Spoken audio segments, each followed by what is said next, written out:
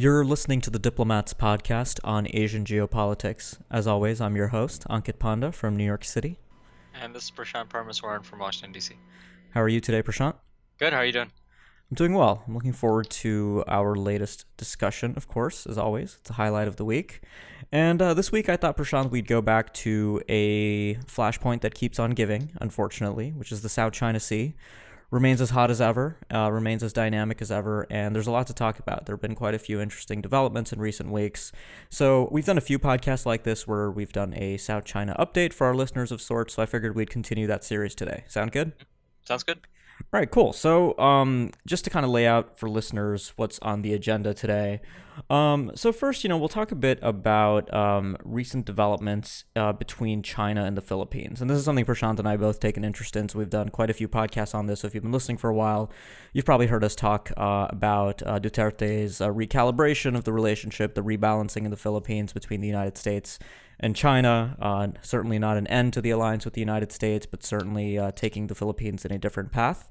There have been some interesting developments recently, and Prashant's been writing about this quite a bit, so hoping to get some thoughts from him on that. And then briefly, we'll just talk a bit about some of the recent pictures that came out of the Philippines looking at China's artificial islands. They're the most detailed aerial photographs we've had of these facilities. Previously, we've seen a lot of fantastic imagery intelligence work by places like the Asia Maritime Transparency Initiative at CSIS, where Greg Poling, who we've had on this podcast, tracks China's development of these facilities that it's built, the artificial islands and the Spratlys, quite closely. But yeah, I just wanted to also lay out just, the breadth of what China's built. So I think at latest count, we have about 72 jet hangars among all of the 7 Spratly facilities.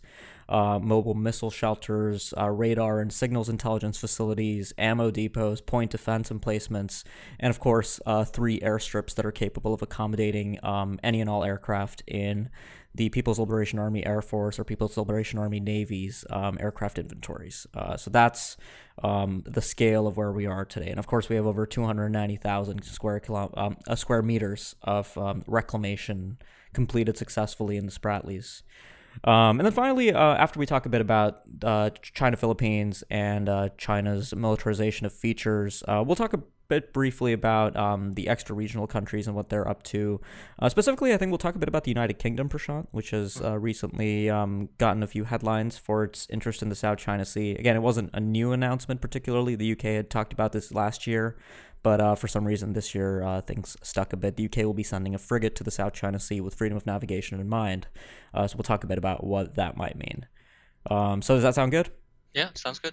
All right, cool. So, Prashant, I guess a good place to start here is with your recent article where you warned our readers at The Diplomat to not make too much of any so-called breakthroughs between China and the Philippines when it comes to the South China Sea. And obviously, like I said in the intro, Rodrigo Duterte has pursued a serious period of rapprochement with Beijing, and they have been talking about joint projects and development in the South China Sea, even as some difficulties persist between the two countries when it comes to issues like Benham Rise in the West Philippine Sea, outside of the region. But Duterte, obviously, he got some headlines last week for a speech that he made in which he proposed as a joke to make the Philippines a province of China. So obviously, I think there is some concern, obviously, in the United States, but also inside the Philippines about the direction the president is taking things. But can you just walk us through a bit about some of the recent basically the Tick-Tock developments between Manila and Beijing and where things are going? Yeah, absolutely. And I think a good place to start for that is just to frame the discussion for listeners, which is, over the past few years, what we've witnessed is the Philippines used to be regarded within Southeast Asia and ASEAN as the most forward-leaning of the 4 Southeast Asian claimants in the South China Sea, with the others being Malaysia, Brunei, and Vietnam. And it was the Philippines that, under the former government of Benigno Aquino, filed a case against China, which is a case that we've talked about before on the podcast. The ruling was issued back in 2016. And since then, since Duterte was elected, we've seen a slow erosion of the Philippines' position on the South China Sea, including its chairmanship last year of ASEAN, where the Philippines has really not only avoided talking too much about the South China Sea, unlike the previous administration, but really has gone through what you rightly characterized as a significant shift in its relations with China and also seemingly to move away from the United States. So you have this position where the most forward-leaning claimant on the South China Sea has really dropped the ball on this issue, and that has effects not only for the Philippines but also the region as well. So you're seeing, other claimant countries like Vietnam, you're seeing countries like Singapore, and even outside actors like the United States having to recalibrate how they think about and act in the South China Sea, given how the Philippines' position has been changing. So that's kind of the broad frame for the discussion. As to where the China-Philippine relationship is, as I mentioned in the piece, I mean, we should be very careful about what the leaders are talking about with respect to breakthroughs and what is actually being achieved. So the recent event that had gotten a lot of attention over the past few weeks was the second iteration of the China-Philippines dialogue on the South China Sea that they had set up. And essentially, if you read the statement that came out and you compare it to the statements of previous years, and you look at the actual scope of cooperation, it's largely the same. They're still talking about the potential for joint exploration, still talking about scientific expeditions, but no real significant progress has been made. And the other point that you alluded to, which is, President Duterte's rhetoric, that is playing quite badly for him in the Philippines, in terms of rallying opposition against his leadership and questioning his ability to preserve the country's sovereignty. So that's kind of where we're at. A lot of moving pieces there. But I'd say, with the Philippines China stuff, you did see, for example, over the past few days, a lot of media attention about the speech that he gave to Hmm. Chinese businessmen in the Philippines, where he said, essentially you should make us a province of China, like Fujian. And those things tend to get a lot of press attention. But as we've both noted before on the podcast, we also have to look at what the Philippines is actually doing. And if you look at what they're doing, there's still a very strong relationship with the United States. I mean, the USS Carl Vinson, the aircraft carrier, was just anchored off the Philippines within the last week, right? And Right. and you saw the U.S. ambassador meeting with Philippine officials, including Duterte. And so, you have this disconnect between what Duterte is saying and what the Philippines as a government is actually doing. So I'd say that's the other piece that we should be wary about too.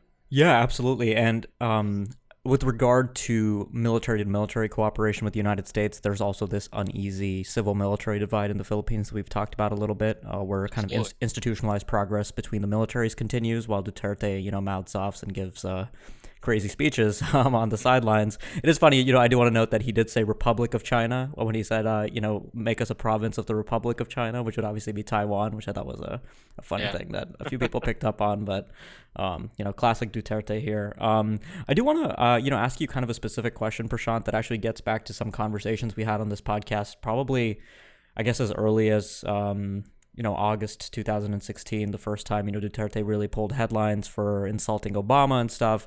And obviously, we talked a bit about public opinion in the Philippines and how Duterte, like previous Philippine presidents, entered office with sky high public opinion. And, now we're coming up on 2 years since his inauguration this summer.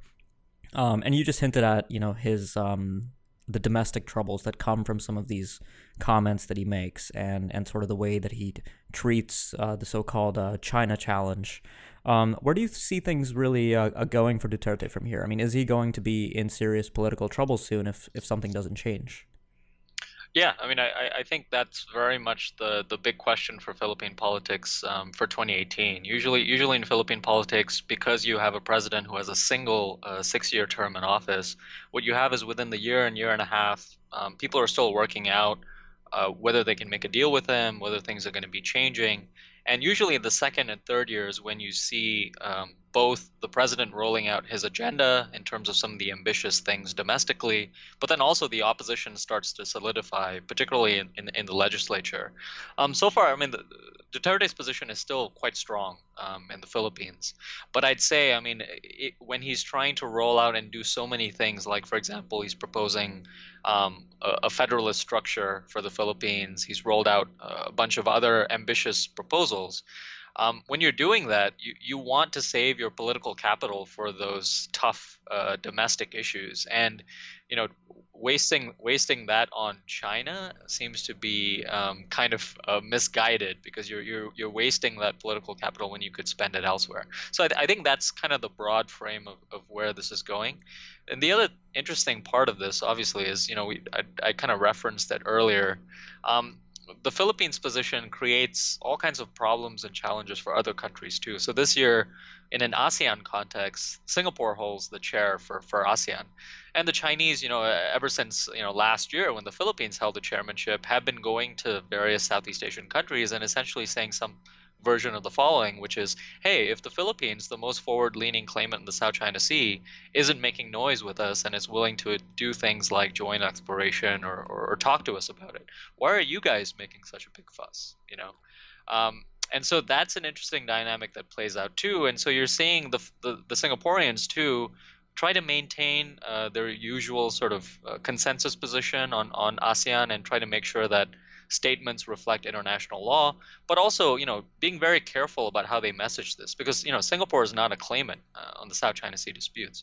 So that is another component of the challenge for ASEAN and Southeast Asia that's interesting to see play out in 2018. Yeah, on the Singapore front, I thought it was interesting. Reading some of the reporting coming out of the Munich Security Conference, that Singapore's defense minister, at a roundtable, he really offered a very kind of empathetic readout of China's thinking about the South China Sea, which is unusual for, I think, a sitting defense official from another country to do. And we've talked a bit about kind of Singapore's difficult relationship with China, and certainly within ASEAN, where the Singaporeans have taken leadership in certain summit settings, especially where there's been some difficulty within ASEAN coming to an agreement on a statement. We've seen the Singaporeans take the lead, but I think now, with the chairmanship, there are a lot of serious question marks, at least in my mind. And I imagine we'll learn a lot more about how the Singaporeans are going to manage this as we head into the foreign minister summits in the late summer, and obviously the usual November summitry in Asia. Yeah, and the other part of the Singapore's challenge as ASEAN chair is that it's grappling with a period of continued uncertainty about the U.S. role too. I think there's a real sense in Southeast Asia that while the United States is asking, and other countries too are asking questions of the Philippines for dropping the ball in the South China Sea, I don't think people have a sense yet as to how important the South China Sea is to the Trump administration. I think there's still a significant sort of distrust that we could see, just like under the Obama administration, where we saw the South China Sea.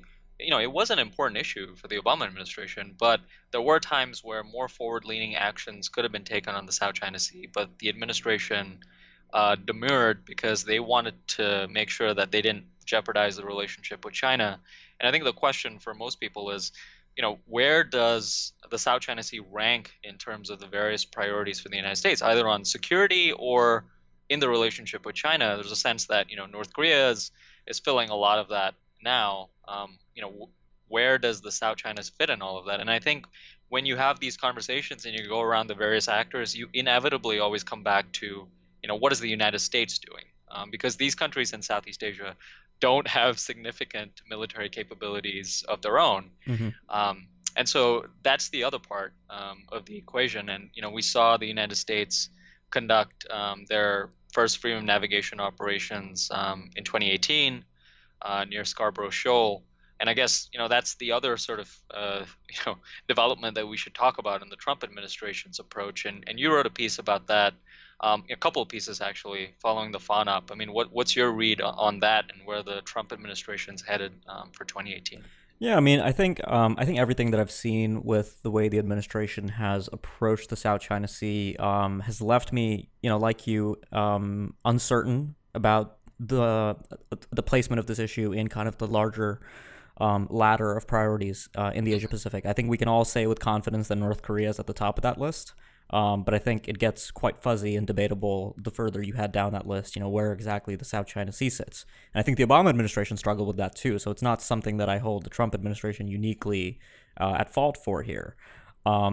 I think with the FONOPs, we have seen this decoupling between Pacific Command, which has I think had enjoyed the free hand that I think it wanted under the Obama administration to keep up the drumbeat of the FONOPs. And I also have it on good authority that there have been unpublicized FONOPs that nobody's reported on, that I unfortunately don't have the details on either. But so there have been FONOPs in the final months of 2017 that we didn't hear about.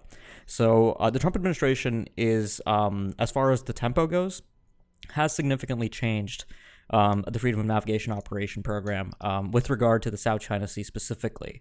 And I think, for a lot of the more legalistic-minded observers of the South China Sea, this is kind of the platonic ideal of what the FONOF program should have been from the beginning, which is that, quiet, kind of a fact of life in the South China Sea, doesn't really get massive headlines and talked about a lot. The U.S. does the operation. The Chinese use regular procedures to warn and escort the U.S. ship away from their islands and then put out their angry statement. But in the process, the U.S. gets to signal that this operation simply protested excessive maritime claims. This is not about sovereignty. This is not about the territorial features and who they belong to. This is not about showing that the U.S. has primacy and presence in the South China Sea. This is about a narrow legal question under the United Nations Convention on the Law of the Sea. And I think that's actually, gotten through to the Chinese. I mean, we've seen them, a downgrade, I guess, the salience of the 9-dash line a little bit in their public messaging and diplomacy. And, that I think has been a process ongoing since the hearing, which invalidated that under international law and an embarrassment for China. But really, as I said at the beginning of the podcast, nothing will ever, none of this. FONOPs are not a solution to the fact that China has built these massively capable military bases in the middle of the South China Sea. That is a fact of life. And the United States and its like-minded partners, you can take the Quad, Australia, Japan, India. You can take extra-regional states like the UK, the EU, even France. There's simply not a solution to rolling that back, right? So, it is a fait accompli in the South China Sea that China now has these features. Right. But, maybe that's a good point, actually, to talk a bit about, a newcomer possibly to the FONOP game in the South China Sea, which is the United Kingdom. So recently, Gavin Williamson, the British Defense Secretary, was in Australia, and in a speech, he simply reiterated what the UK had already said last year, which is that they were going to send a frigate to the South China Sea after a deployment to the Pacific Ocean, and it would transit the South China Sea. And I believe what Williamson said was that this operation would take place with freedom of navigation in mind, but not, and he also echoed his predecessor, Michael Fallon, saying that we have the right of freedom of navigation and we'll exercise it, very similar to the U.S. dictum of we will fly, sail, wherever international law allows.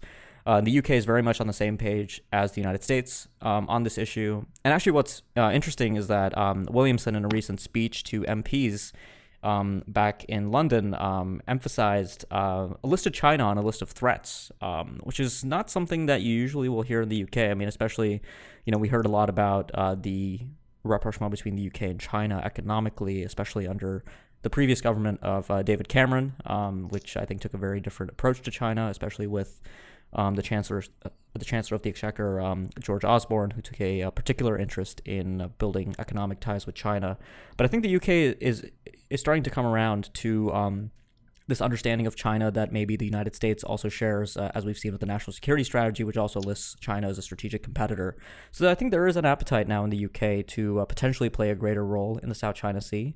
I'm not sure we'll see the frigate, which is a Royal Navy Type 23, Her Majesty's ship, Sutherland, undertake a freedom of navigation operation like the U.S.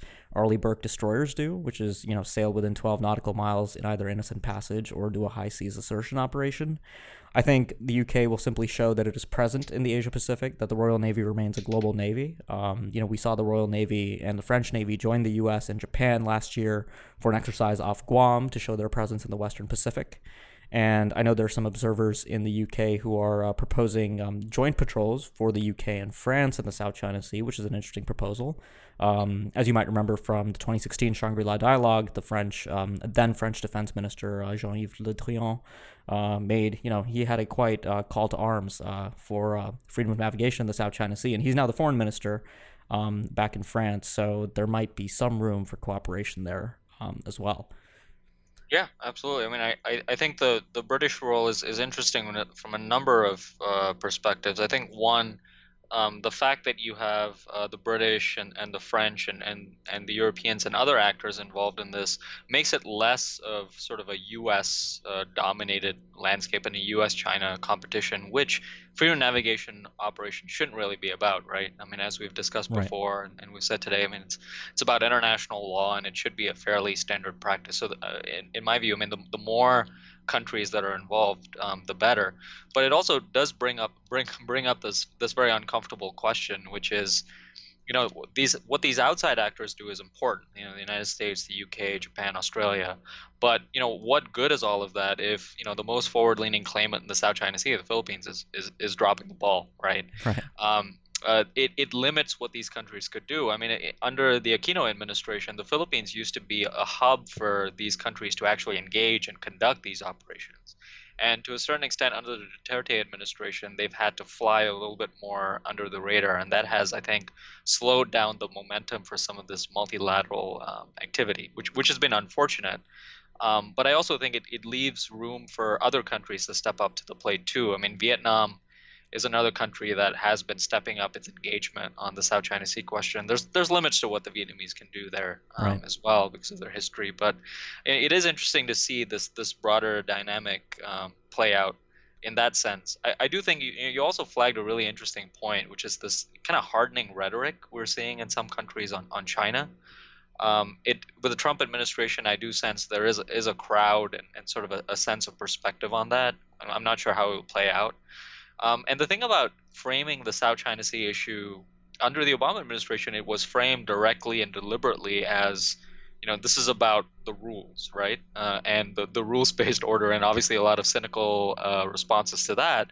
But under the Trump administration, I feel like we haven't really gotten a sense of how the South China Sea issue is being framed. I think there are folks who are trying to frame this as a U.S.-China competition issue. And there's advantages to that. And certainly, I mean, I certainly agree that the Chinese have been using the South China Sea as one of the ways to assert their influence. But on the other hand, if you use China as an organizing principle in the South China Sea, you're going to find a lot of limitations, particularly among Southeast Asian states who tend to want to free ride Right. and pursue their economic ties with China. So you may end up with a situation where these outside actors are going to do a lot more of the heavy lifting than these claimant countries or even resident countries in the South China Sea in the immediate vicinity. So that's another interesting dynamic to watch, I think. Yeah, you just raised like 20 interesting points that I'd love to have entire podcasts on, to be honest. Yeah. I would say two things. So the first thing on your observation about Trump and the framing of this issue and how this administration approaches it, I think one of the biggest problems for the United States under this administration in dealing with the South China Sea, which has traditionally for the U.S. been a very kind of cut and dry rules-based order approach, is simply the fact that the Trump administration has very little credibility when it comes to kind of norms and rules and valuing the liberal international order for what it is in itself. I think the administration is perhaps trying to find some kind of instrumental approach to talking about the importance of this. I mean, maybe something like how you'll hear, when you're in Tokyo talking to Japanese, strategists, they'll point out, the sea lanes are important for our energy security and trade. I mean, that's a more instrumental understanding of the South China Sea than you'll often hear in a speech that a U.S. president might give. And I'm not sure that the Trump administration has quite figured out how to square that yet. So effectively, the rhetoric remains the same as the Obama administration, but obviously, with everything else going on, it's simply far less credible.